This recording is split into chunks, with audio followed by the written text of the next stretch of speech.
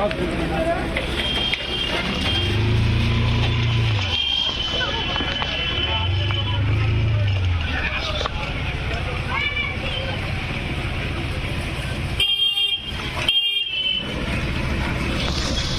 দেখছেন বর্ষা মানে আমাদের উত্তর কুসুম অঞ্চলে বিভিন্ন সামাজিক সংগঠন যেমন জমিয়ত উলামা হিন্দ, জামাত ইসলাম হিন্দ, উত্তর কুসুম কারবালা ঈদ কমিটি, ফ্র্যাটার্নিটি মুভমেন্টের বিভিন্ন লিডাররা আজকে আমরা বিডিও অফিসে এসেছি এই জন্যে যে এলাকার বেহাল রাস্তা, যেখানে হাজার হাজার স্টুডেন্টরা মানে রুগীরা যারা যেতে পারছে না, এই কারণে আমরা সাধারণ মানুষের কল্যাণের স্বার্থে আমরা এই বিডিও অফিসে এসেছি বা বিভিন্ন আধিকারিকের কাছে বিভিন্ন লেভেলে আমরা যাওয়ার চেষ্টা করছি যে যাতে সাধারণ মানুষের এই বেহাল রাস্তার দুর্দিনটা মানে ঘুচে যায়, সেই জন্য আমরা এখানে এসেছি।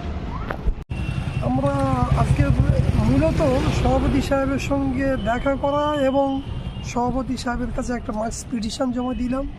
আমাদের উত্তর কুসুম অঞ্চলের রাস্তাঘাট এত বেহাল অবস্থা যে সাধারণ মানুষ চলাচল করতে পারছে না, রুগীরাও চলাচল করতে পারছে না, প্রতিনিয়ত গাড়ি উঠে যাচ্ছে, মানুষ প্রতিনিয়ত আহত হচ্ছে এবং হাজার হাজার ছাত্রছাত্রী তারা প্রতিদিন বিভিন্ন রকমের নানামুখী সমস্যার মধ্যে সম্মুখীন হচ্ছে। শিক্ষক মশাইরা তারাও ঠিকমতো স্কুলে যাতায়াত করতে পারছে না। তো এই জন্যেই আমরা সাধারণ মানুষের স্বার্থে এবং আমাদের এলাকার স্বার্থে আমরা আজকে আগামী দিনে একটা গণ আন্দোলনের পথে নামার আগেই আমরা সবাইকে ওয়াকিবহাল করতে চাচ্ছি। আপনার নাম? আমার নাম আদিনুর মণ্ডল।